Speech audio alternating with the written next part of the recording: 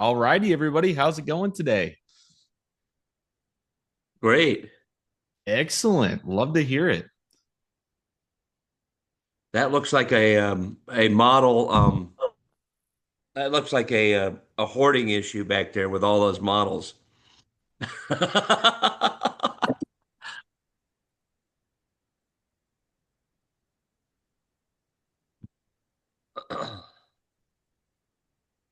Same here.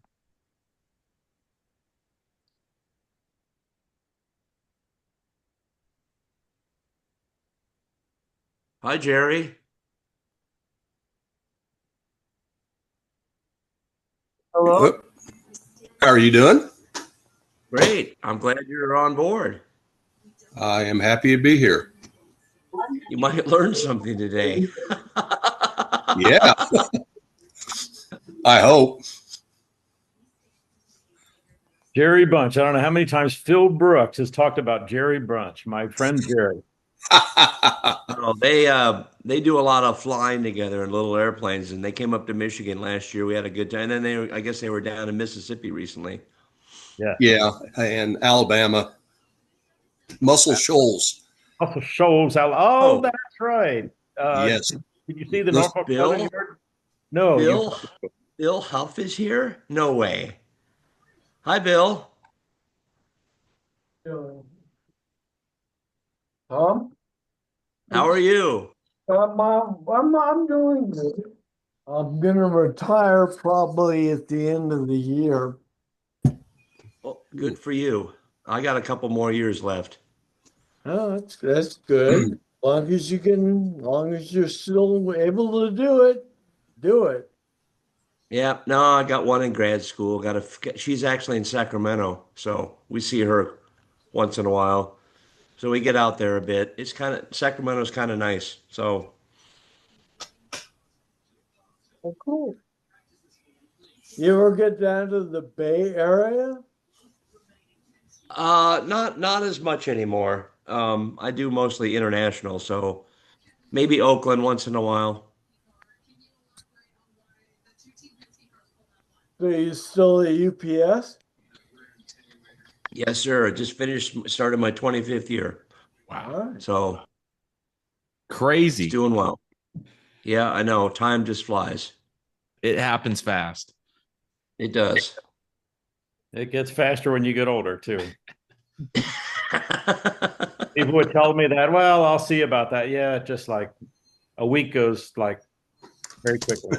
Got to plan some more trips before it's too late. Well, yeah, I understand you got to keep busy in retirement. That'll be the hard part, but we'll figure it out. I want everybody to So, know that the last Zoom meeting, I met this character right here on this screen, and greetings to you all from Bloomington, Indiana. yes, yes. oh, Lucas, or no, I'm sorry, not Luke. Who is your friend, Alex. David? Alex. And Alec, that's right. I He really just had to wants to twist be a, his arm and say, you got to go to Atlanta. Oh, I don't know. And it's like, okay, I'll go. So he's coming to Atlanta. What good. fun. Well, we could talk about the flying career. Yes. Yes, And he's interested in Soviet aircraft very much. yes. Oh, very cool. Born in Kazakhstan. Hope that was okay to say. I'm flying with a first officer who's from Uzbekistan. Oh, He, wow. yeah, Oh, wow.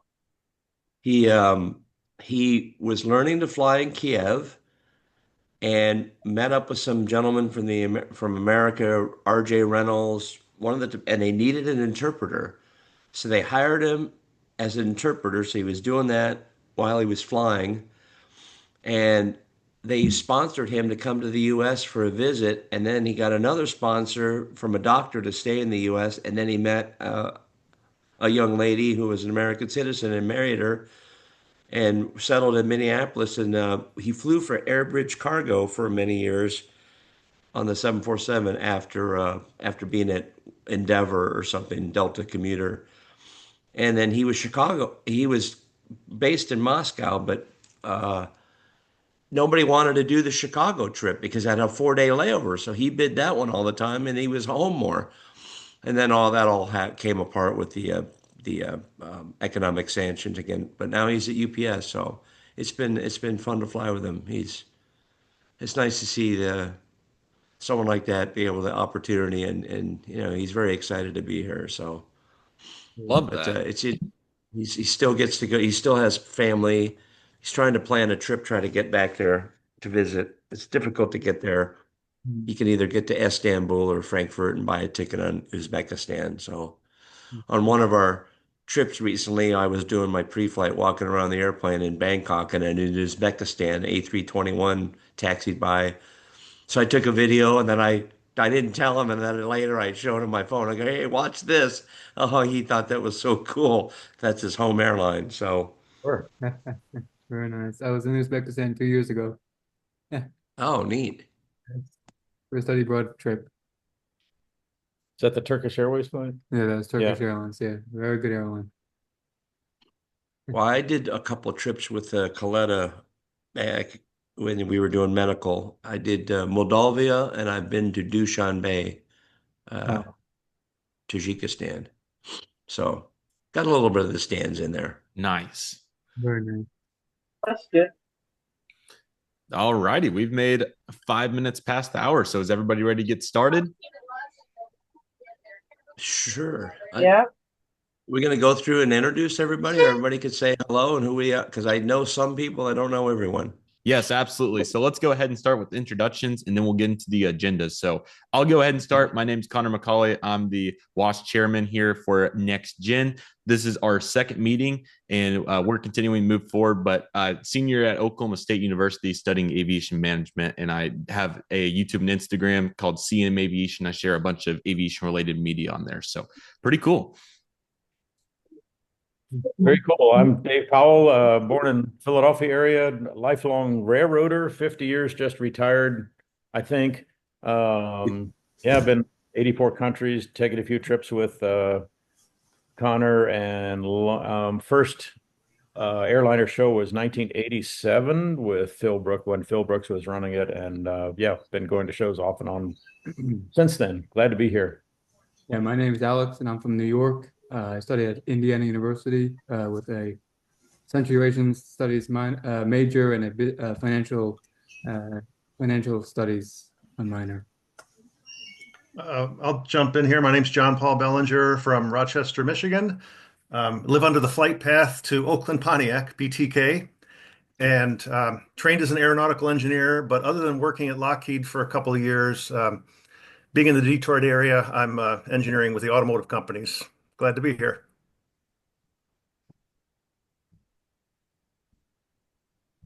I'll go. Yeah. Well, no, I'll go last. I'll go last because who's next? Eddie? I'll go. Eddie? Oh, Lucas, go ahead. Okay. Hi, my name is Lucas, and I have autism, and I've got into aviation through my dad. And my dad was a former pilot. He retired last year. And I've always loved airplanes ever since I was a little kid and stuff. And I like collecting them. Very good. And then I can just start calling off names if you all would like, or people can speak up, whatever's easiest. I can go next. Go right ahead, Jerry.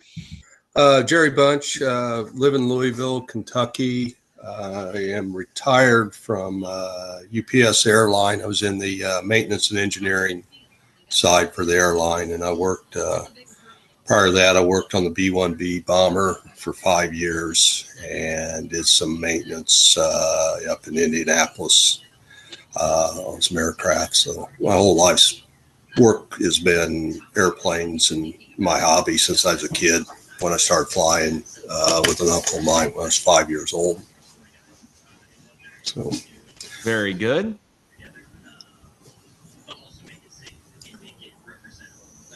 And then I'll just start calling off names unless somebody wants to speak up. I don't think we've heard from Andrew yet. Hi, my name is Andrew. I'm in Chicago. I used to work for the Boeing company in Seattle area. Actually, I started in Wichita, Kansas, and then I moved to Seattle. But I think I know Mr. Lively because I've written the book about shipping airplane parts by railroad. So, hi. Yes. Very Thank you for the pictures last year. No problem. What fun. Awesome. William? Hi, Bill Huff. I've been an old friend of Tom's going back to the early 80s when he used to do flight shows at the local SFO show. I lived in New York about 20 years, and I'm about 20 years back in the Bay Area, getting ready to retire. Right. And now we can take William. All right. William Bill Sablesack, live in Hollywood, Florida, retired from United in April 2023 when I hit the magic 65. Captain at Easton, Express One, Continental, United. And I think I've been a member of your group for a number of years, but was busy flying, so didn't get to participate too much. Now I'm retired, so this is my first World Airline Historical Association Zoom meeting. I met Phil Brooks back in my Express One days flying the mail out of Indianapolis, and Phil was a dispatch manager or something like that at the hub. And I was 727 captain and check airman for Express One. So glad to be here and looking forward to it. Thank you. Cool deal. Absolutely. And let's go ahead for Troy. Hello, everyone. Glad to be with y'all from Austin, Texas. I'm a meteorologist here, a long-time broadcast, and just have wrapped up teaching career at the University of Texas at Austin. 36 years, wrapped that up in December of 24. Since then, I've gotten more into emergency management and security operations as an incident response meteorologist. Work with, in fact, and consulting a little bit with the air operations side of Austin Bergstrom International Airport, but I have contracts with Q2 Soccer in Austin, also Kyle Emergency Management down in Kyle, Texas, and also Travis County. I'm also gone back to UT in a contract part-time position and in the Office of Security and Emergency Management there. So doing that. Started going to the airline shows really in the late 80s, early 90s. It's one of my side gigs besides all the meteorology crap you see back here. But very happy to be with y'all today. Yes, we're glad to have you. And I believe Brian is the last person.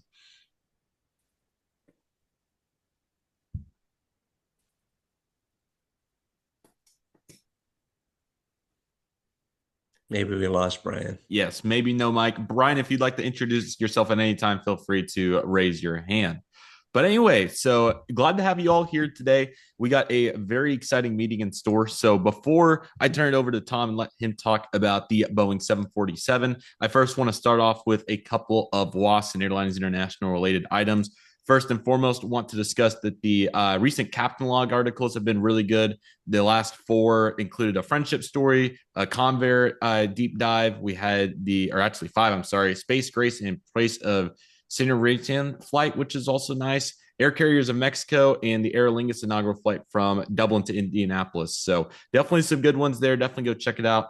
And we'll have another webinar scheduled, hopefully sometime in the coming weeks, and no later than probably July 15th. We'll see if we do one in June or not because of Airlines International. So we'll get you more information on that shortly. And that takes us right into our next announcement. Obviously, that Airlines International is about 5 weeks away, June 25 through 28 at the Delta Flight Museum in Atlanta. It's going to be an awesome show. So definitely make your plans if you haven't already. And we'll have our membership meeting there at 7:30. That's not to be confused with NextGen. The actual WAS members meeting will be 7:30 Saturday morning at the Airlines International Convention. So that being said, Tom, did I miss any items to discuss, or was that really the big news that we have right now? No, but you got Patty H and Chris Bidlack on if they need to say hi. Sorry about that. The my menu page that has the webcam that cut that off. So sorry about that. So Patty, would you like to introduce yourself? Sure. I'm Patty and I live in San Diego, and I've been following WHAS for about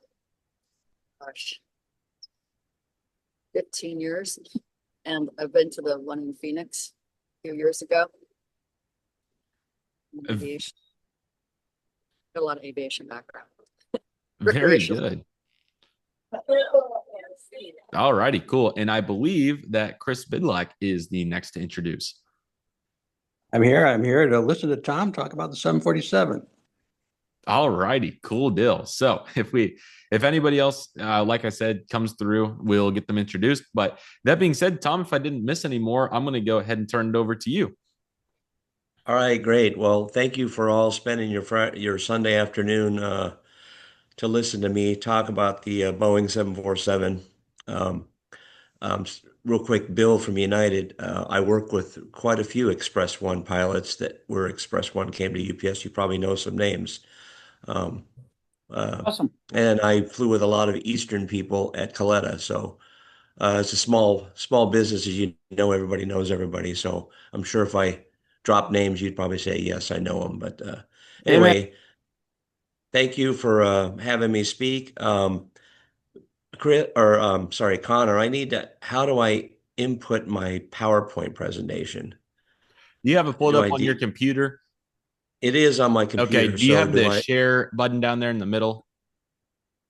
I do. Okay. Oh, click on that. Yes. And then it should have the option for it. So how do I get to it? Okay. You click that share button. I did. Yeah, Oh, documents or advanced? I believe it's going to be, you probably could do your, let's see. I believe you're going to be on screens, and then you should have a laptop one maybe, or a desktop one for the entire screen. All right. It's not letting me pull it up. Do I open the PowerPoint presentation first? Do you have it open? No, I do not. Yeah, that's going to need to be open. Yes, that's going to need to be open. Sorry. Okay, let me open that first. Yes, and then you should be able to share entire screen. Okay, that's Take your time. You're good. And then go back to share. Yeah, and then you should have an entire screen. There it is. Share. There we go. Okay, cool. So people can see that now? Yes. Now, if you put that in the presentation mode, we'll be good to go. How do I do that?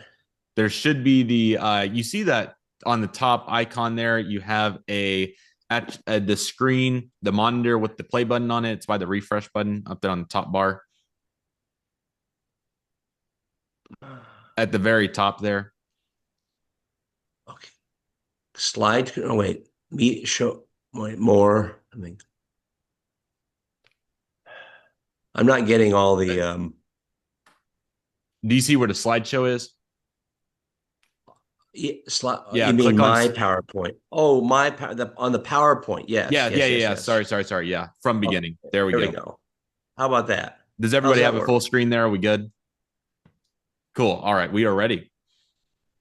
All right. Well, first off, let me apologize. I've had a nasty head cold for the last couple of days. I will try to get through this. My voice is not the best. Thank you for making it happen. We appreciate it very much. But it's 5:10 in the Philippines here Monday morning. We're 12 hours off, but that's all right. I slept most of the day. This thing started early on me. Come on. All right. Well, let me get started. Joseph Sutter, who headed Boeing 747 program, dropped his wife at Chinomas Painfield Edge at the exact point where he believed the 747 would fly on that cold day in 1969. The aircraft flew off the runway where he predicted. What began was 50 plus years of the 747 that changed humanity and the world.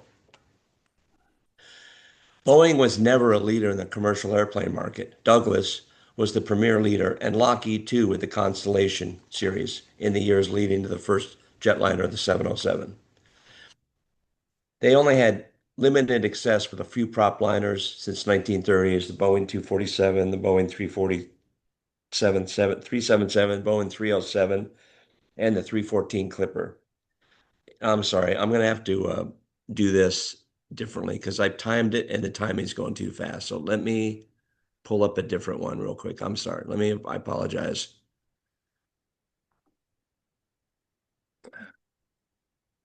Not a worry at all. Take all the time you need. Here we go. That way I could set the timing. Okay.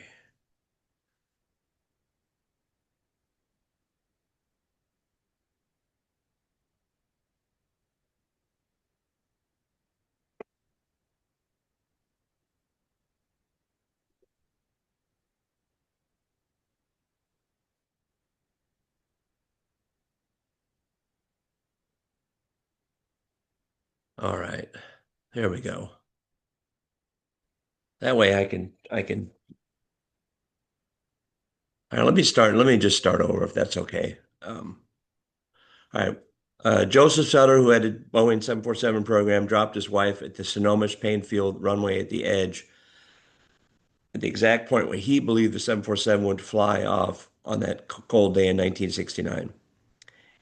And the aircraft flew off the runway exactly where he predicted. What began was 50 years plus, or 50 plus years of the 747 that changed humanity and the world. Boeing was never a leader in the commercial airplane market. Douglas was the premier leader, and Lockheed too, with the Constellation series in the years leading to its first jetliner, the 707. They only had limited success with a few prop liners since the 1930s. The Boeing 247 in 1933, the Boeing 307 Stratoliner in 1938, the Boeing 314 Flying Boat, and the Boeing 377 Stratocruiser in 1947. The Boeing 307 was the first airliner to offer a pressurized cabin. The Boeing 314 Clipper was a flying boat built for Pan American Airways. Only 12 were put in service, and the outbreak of World War II curtailed more deliveries. They were all retired by 1948. The last was the Boeing 377 Stratocruiser for long-distance journeys derived from the KC-97 tanker and B-29.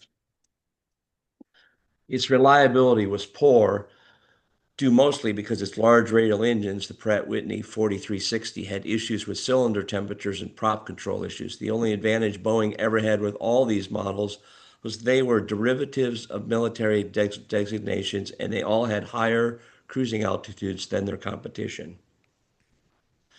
With the advent of jet engines developed after World War II from Germany, Boeing designed two phenomenally successful jet bombers.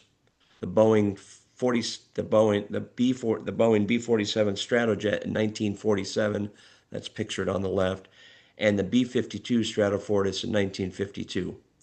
Those two jets went a long way in the development of the first Boeing jetliner, Model 367-80, known as the Dash 80. William Bill Allen, Boeing CEO, made a commitment in 1952 to take on Douglas and Lockheed with commercial transport with $16 million capital expenditure in the Model Dash 80 KC-135 Boeing 707 program. The design used a 35-degree swept wing from those jet bombers. The Dash 80 was a proof of concept model that was never to be certified. Launched in 1952, Boeing set the aircraft in motion with an engine on wings design. They felt it was safer to have the engines break away from the wing versus the de Havilland Comet pictured here and the Tupolev 204 with fuselage mounted engines. The airplane set the standard for jets in the future. The rollout of the Dash 80 was in May 1954 and the first flight July 15, 1954. The famous Boeing test pilot, Alvin Tex Johnson, rolled the aircraft over Puget Sound in 1955 during Seattle's Seafair. Bill Allen was not amused and summoned Johnson to his office, asking him exactly what he was doing rolling a 707. Tex Johnson replied, "I was selling airplanes, sir." That little stunt produced a flood of 707 orders. Juan Trippe, Pan American CEO, was a key drive behind the development. He ordered 20 707s in 1955 and surprised Boeing by ordering 25 DC-8 jetliners too. The split order caught Boeing's attention to work harder on the 707 single aisle design of 6 abreast seating in the coach class. This is the KC-135 derivative. That was the first jetliner, and then the 707 was built from that advancement. This is one of the original Pan Am DC-8s. That was competition for Boeing 707. The design would carry forward to the 727 and the 737 models as well. The 707 prototype first flew in December 1957. Pan Am's first revenue 707 flight was October 26, 1958. Thus began the jetliner age. The 707 opened the floodgates for all airline jet orders and passenger jet travel. Boeing won big with the 707 by providing a standard of safety and comfort. An example of the explosive jet travel growth was Hawaii had just 172,000 visitors in 1958 compared to 1970 when almost 2 million people visited. During the 1960s, early 1960s, the United States military studied a series of projects for a much larger transport than the current much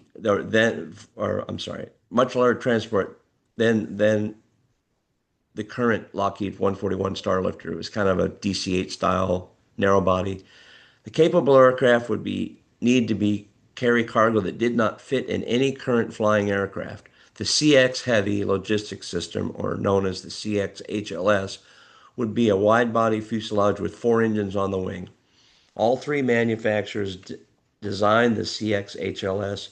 The Lockheed C-5 Galaxy won the bid. While Boeing didn't get the design bid, it learned some valuable insight into wide-body aircraft design and engine technology. Jet travel was booming in the 1960s, and the world's airlines just could not get enough jets to manage the demand. Again, Pan Am's Juan Trippe was asking Boeing for a modern design that would carry 2.5 times the passenger load of a 707 and at 30% lower cost per seat. The 707 and DC-8 of that era carried about 140 passengers. Trippe was looking for an airliner with a capacity of 350 passengers. This was a daunting task for Boeing as it was already very busy with the Boeing 707, 727, 737, and SST Boeing 2707. Joseph Joe Sutter was tasked with finding the right design. And this is a picture of Joe in the early days. He had been working on the 737 design, but was pulled away to the 747. The SST was the premier project at the time, as most resources were being allocated to it. The initial plan by marketing people suggested the 747 was just a stopgap airplane until the SST was in production. They may sell a few hundred at best. Sutter began the design process with his team. Pan American wanted a double-decker approach, but issues with mandatory evacuation times made it difficult. Finally, Boeing had a design that would work, a wide-body twin-aisle concept of 10 abreast coach seating with room for 2 8-foot cargo containers side by side and 8-foot containers that was the standard for maritime use. So here's some initial 747 designs. Obviously, the one lower center was the one that was picked. This was the original double-decker design, but they could not figure out the evacuation time. So that, as you can see, that's kind of a post-world A380 concept. But what they went with this design, 10 abreast seating and coach, spacious cabin.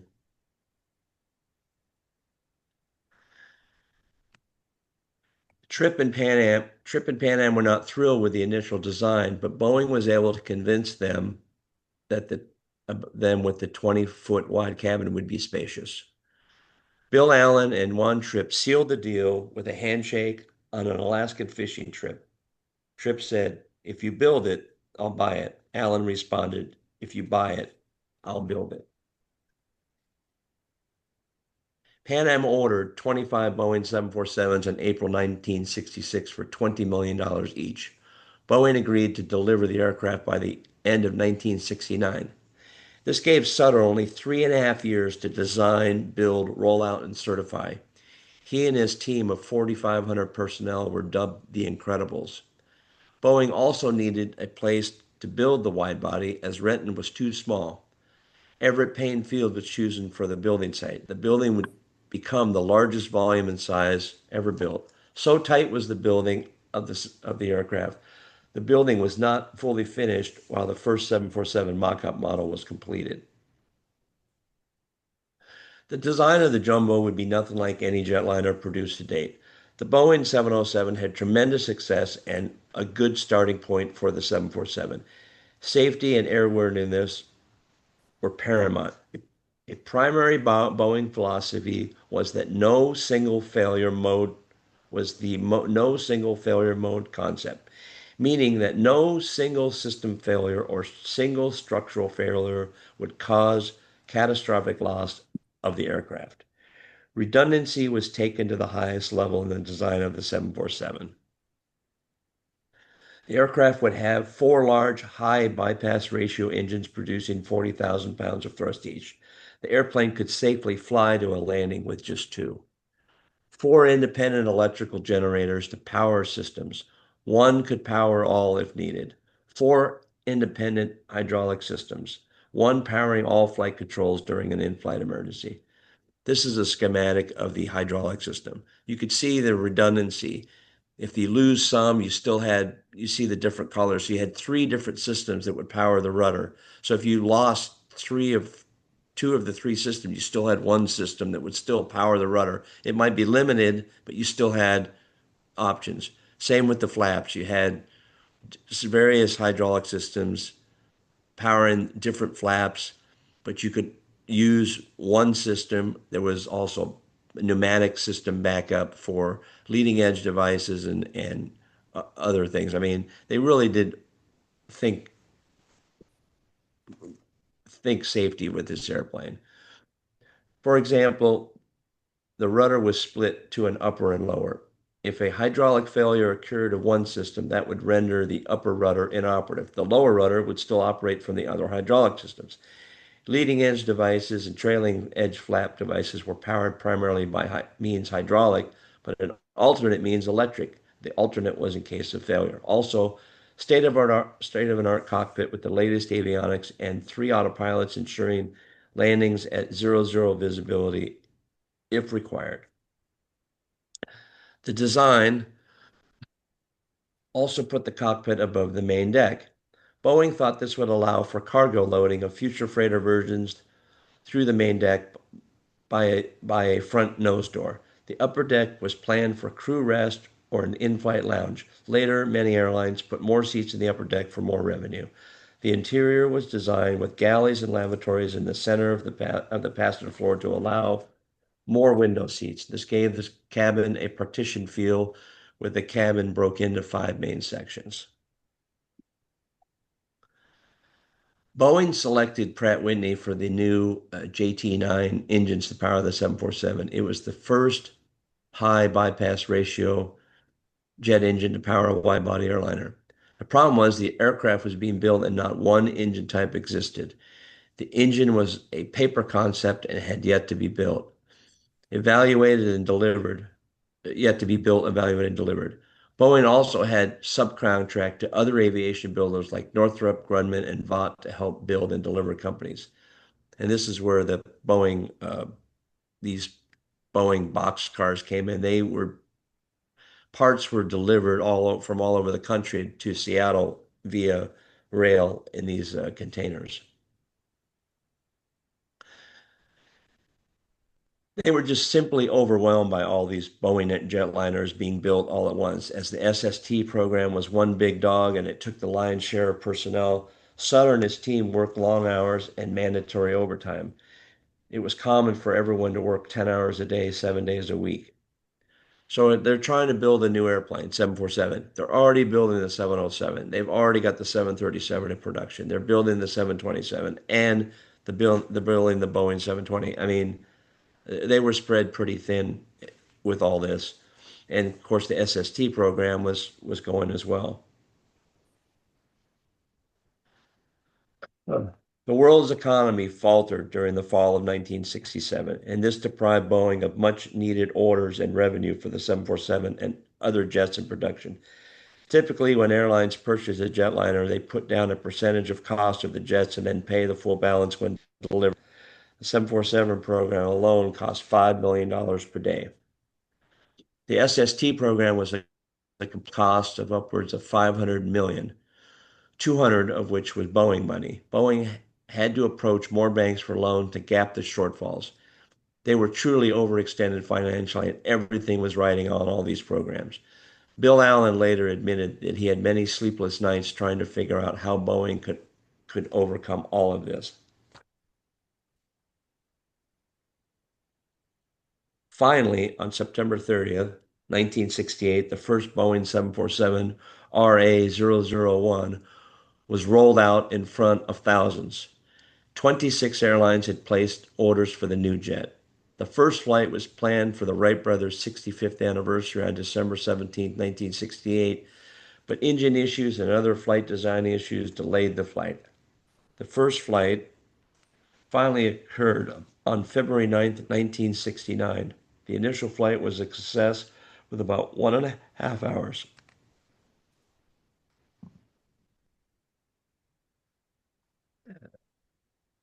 Well, seems my photos are out of sequence. I'm sorry. The initial flight was a success with 1.5 hours. It was cut short due to some flight control issues. The three pilots were nicknamed the W's, the three W's, because their last names all began with W. Jack Waddell, pilot, Brian Weigel, co-pilot, and Jess Wallach, flight engineer. The plane flew very well during all its tests through 1969. They also designed a special thing so he could learn how to taxi because the airplane was much higher off the ground than most jetliners. So you had to kind of plan your turns and stuff, and your visual cues were much different from other jetliners. This was the first flight, February 9th, 1969.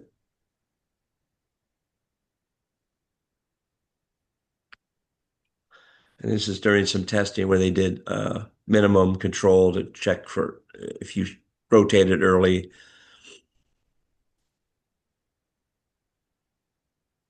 The Boeing 747 was certified for flight on December 30th, 1969, in an astonishing array of 75,000 blueprint drawings, 4.5 million parts, 136 miles of wire, and 10 million labor hours put the first Queen of the Skies into the air.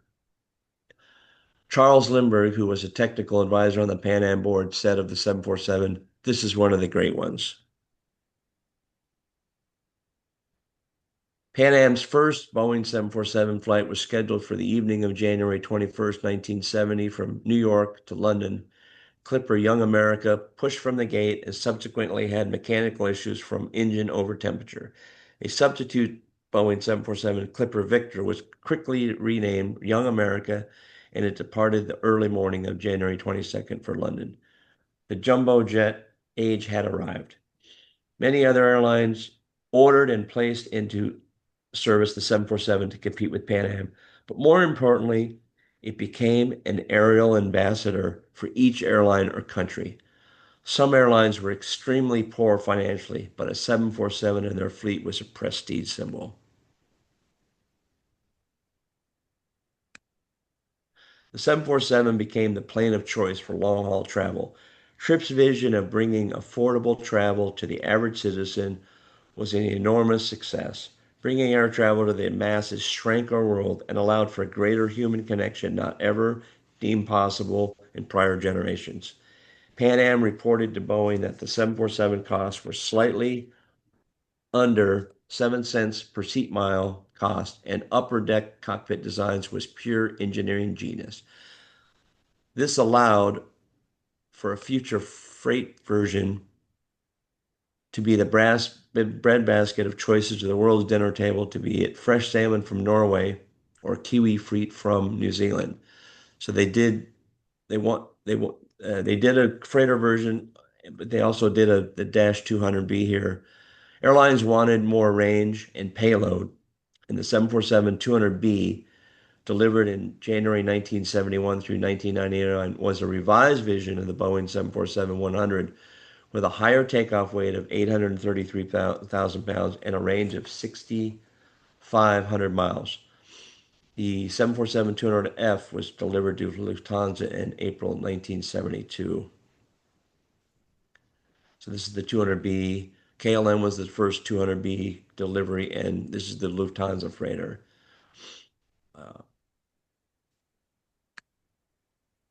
You can see the amount of capacity. I mean, it held a lot of stuff. well over 100,000 pounds of cargo. And in 1973, the Boeing 747 SR short range Japanese airline had wanted a 747 for high density domestic service to carry 525 passengers. So it was designed with less fuel tanks, but high. It actually had 525 seats because Japan could move people between islands, and that was quite successful with All Nippon and Japan Airlines. So long before Airbus, there was a Super Airbus. Boeing also began offering customers the choice of engines. Pratt Whitney, GE in 1972, and Rolls-Royce in 1975. A first ever in a jetliner with all three engines. So this is a Thai Airlines 747, and it has the GE powered engines. So an airline could order the 747, and then they could also order which power plant they wanted. So most of the British Commonwealth companies, Cathay, Qantas, British Airways, ordered 747s with Rolls-Royce powered. That's a Rolls-Royce powered 747. In 1975, the Boeing 747 SP, Special Performance, was put into service to provide ultra-long range on nonstop routes like New York to Tokyo, excuse me. Airline customers pushed again in the early 1980s for even a better 747 with range and advancement. The Boeing 747-400 was delivered to Northwest Airlines in 1989.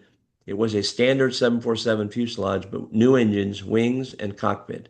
The substantial change was the cockpit system was more modernized with flight management system and electronic flight instrument system, thus removing hundreds of old style instruments and switches. This change is design philosophy allowed for two pilots instead of three.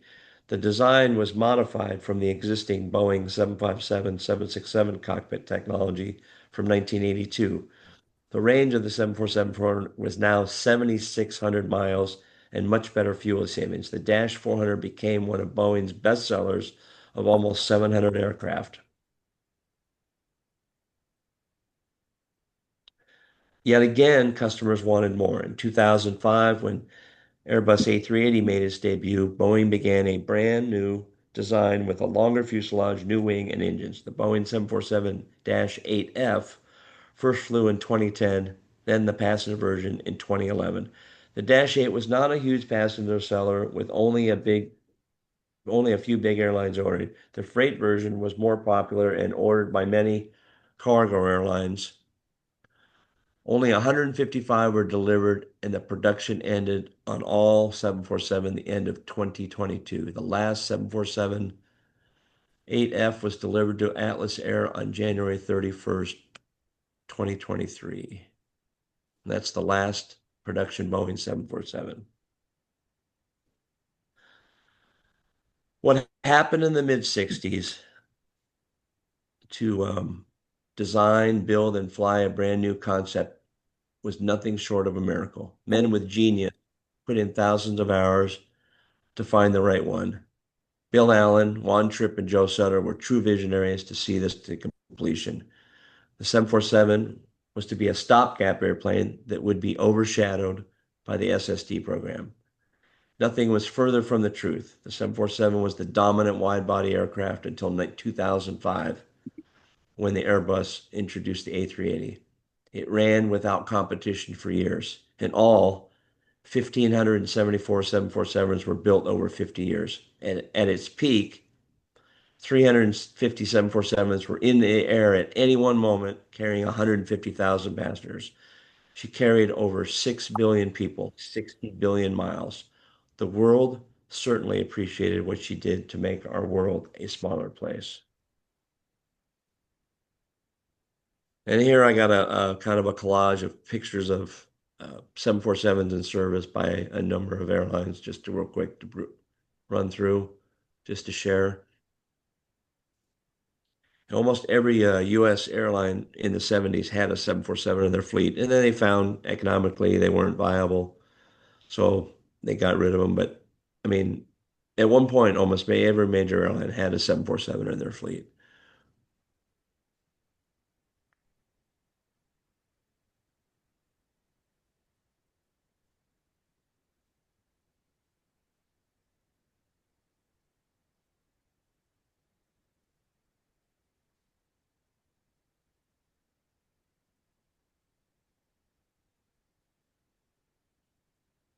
We at UPS we have 28 747-8s freighters. They really like them. They're glad they probably should have bought more, but it's a big tool for us to move lots of stuff between Asia and the Americas and Europe and America. So it's a real versatile airplane for them.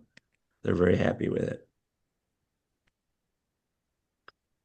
I thought about going back to fly it because I flew the 747 Classic, but I don't want to go back to school. I'll just ride on it as a when I'm deadheading.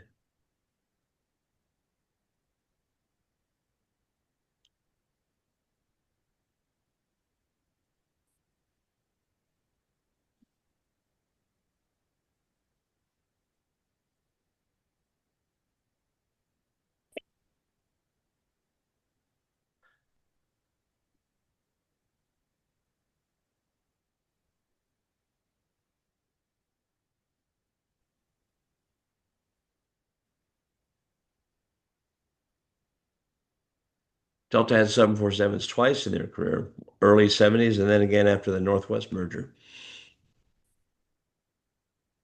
And there was an Eastern 747 there. They leased those from Pan Am during the winter months.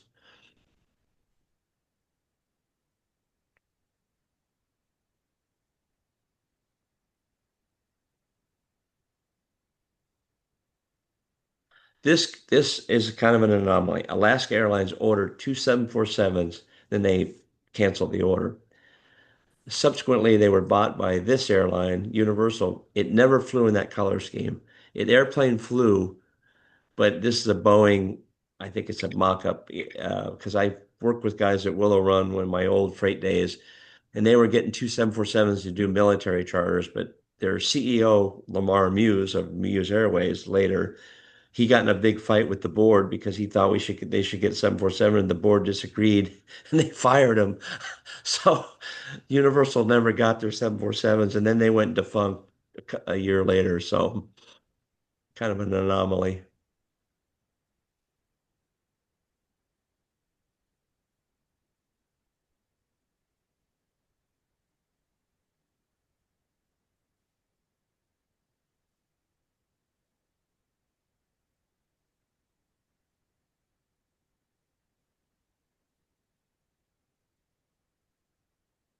American had a couple SPs. They were the original TWA SPs. They used them on their routes from New York out of JFK to Tokyo and some other long distance. So they had three of them at one point.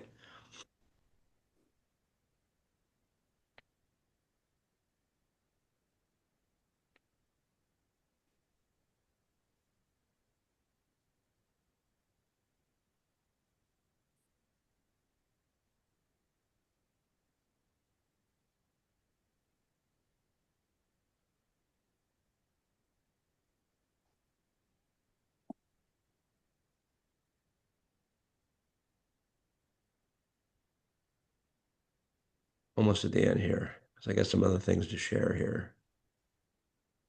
Sabina had two 747 in there, and they actually they were the first ones to convert theirs to a combi because they felt they could do half cargo, half passenger, and make better money with some of their African routes. And this is actually at Detroit. They served Detroit for a while.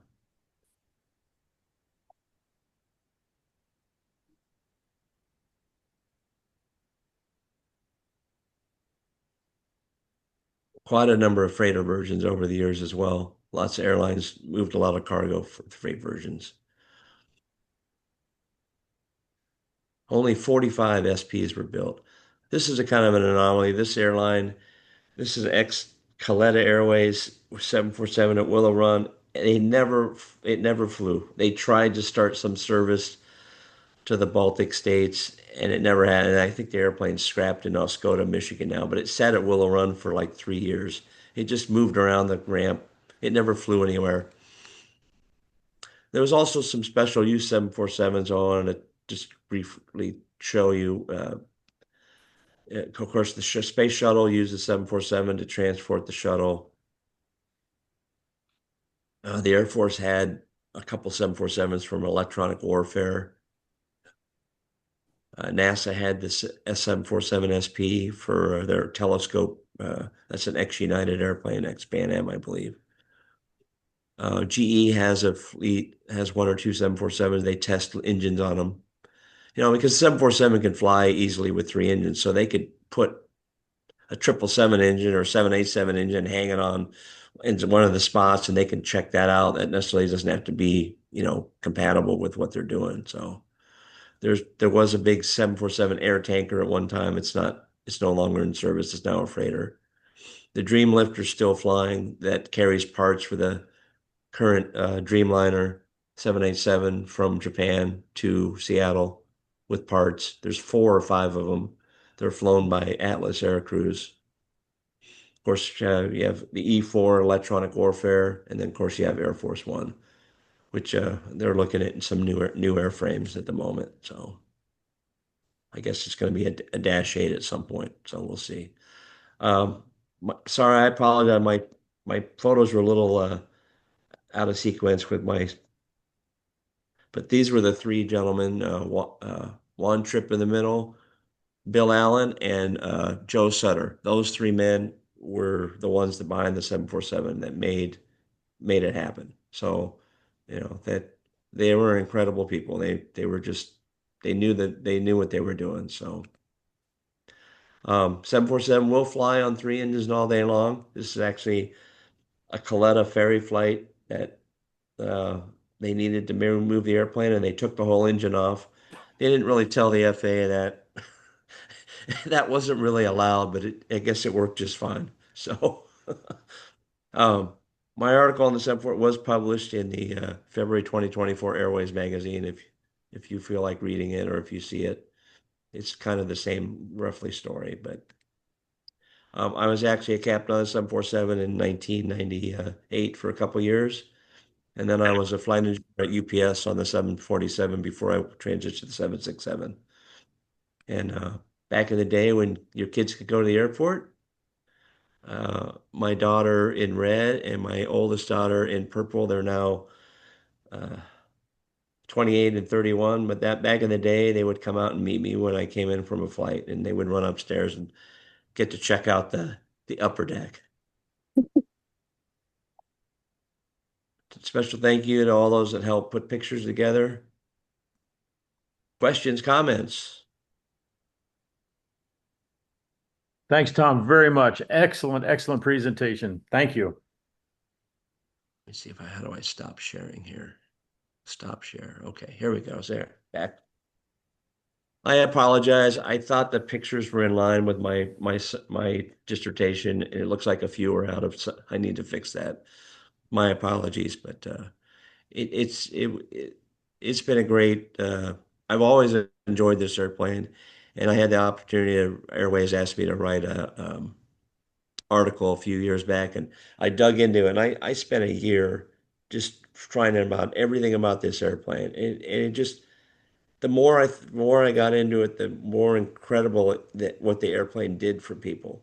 It was just mind-boggling that this airplane did so much. And look what it's done for air transportation now. I mean, you can go almost anywhere in the world nonstop. I mean, the airplanes have just progressed so much with long haul flying, and you can blame the 747 for starting all that.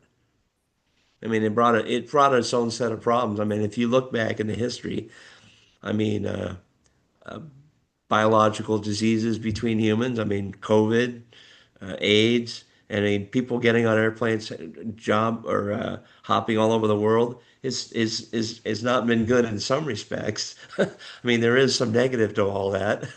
Of course, with the freighters, we get everything delivered now pretty much in a couple days. I know UPS does a lot of work with Apple, and I have friends that have ordered Apple computers, and they'll say, "Oh, I tracked it, and it shows it in somewhere in China." And the next thing you know, it's in Incheon, and then it's in Anchorage, and then it's in Seattle, and then it's delivered to their house. And so they're tracking them all the way from the factory, and we get much more better produce now than we used to when we were younger, because produce is flown from South America or Australia in the wintertime when the U.S. doesn't have all that fruits and vegetables like we do. I mean, it's truly changed our economy and how our lifestyle.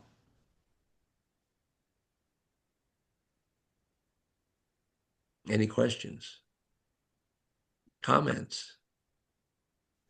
Absolutely phenomenal job. I thought that you did a really good job covering the entire scope and so forth. And here's a good question for you. I know that you've shared several of your 747 slides over time. Is there any that really catch your eye when you look back at them, or any that you're like, man, this was just so cool to be able to catch when you took several of those? Well, I didn't take all of those. Those are part of my collection, but there's a couple. I'd have to look at the pictures real quick, but I've had that one. That I guess one would be that Northwest 747-400 landing at Detroit, the silver and red. I went out one morning and got that on arrival. That's a really nice picture. And the British Airways at Detroit, because British Airways served Detroit for over 50 years, and they don't land anymore at the moment. But yeah, I've had some good photography. I mean, I saw a lot of 747s in my youth. SFO. If you saw a lot of the SFO pictures was my stuff. That's what I was thinking. Yeah. American. There was a good shot place there to shoot back in the 80s in the morning. My favorite shot was you at the controls of a 7-4. That is, man.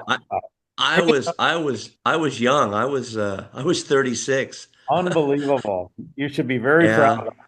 That's really awesome. I just got really lucky. That didn't happen with people. I mean, you had to be, like Bill from United, he will tell you that senior 747 pilots weren't until they were in their final years. I mean, it was seniority driven.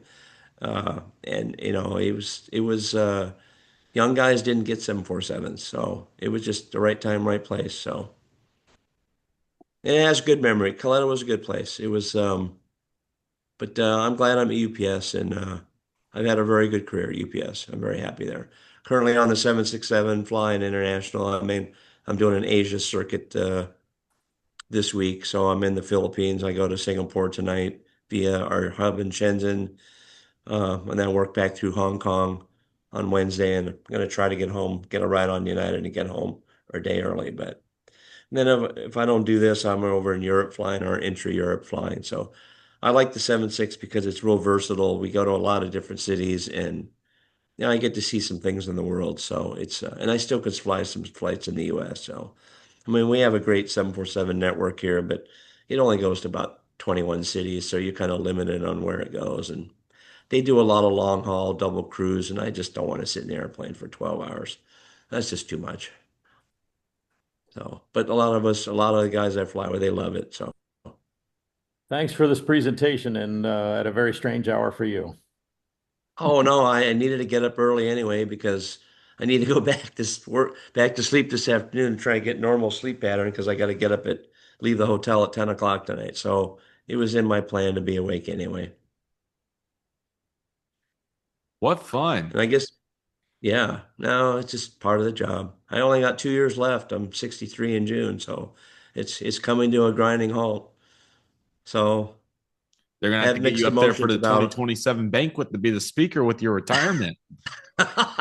Well, sure, I'll be available. I'll be more than happy to talk about my career, but I guess that's not up to me. So that's right. And Mr. Kimmel, I understand you're going to be the MC this year for us. Thank you. I'm looking forward to that. Quite an honor. And I think that's exactly the direction we need to go. I mean, obviously, I guess you were on TV, weather person, so you understand how that's exactly what we need. So thank you for stepping up for that. No problem. I'm really looking forward to Atlanta, seeing everybody.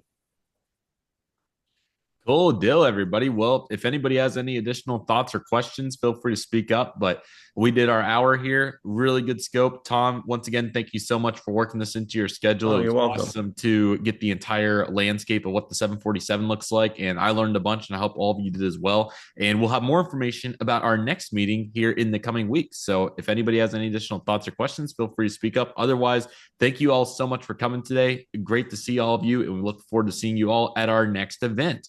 Thanks, Connor, for moderating. Great job, you. Thanks, Connor. Bill, really cool. Bill, I'll reach out to Phil. Maybe I'll get your contact information. We'll have to have a chat because I think we have names. We know people. Oh yeah, absolutely. That'd be fun to, because maybe because I got a whole list of people at UPS. I know. I actually there was 3 or 4 guys in my new hire class that were Express One guys. So you probably know them. Well, there's a bunch of young kids. There's 747 captains now at UPS, and they started off as new hires at Express One with no times. Yeah. It's amazing. Yeah. No, that's good. We all got opportunity to cut our teeth early. It made a difference. Yeah. All right. Well, take care. Bye bye. Thank you. Yeah. Thanks, Take Tom. care, everyone. Yeah.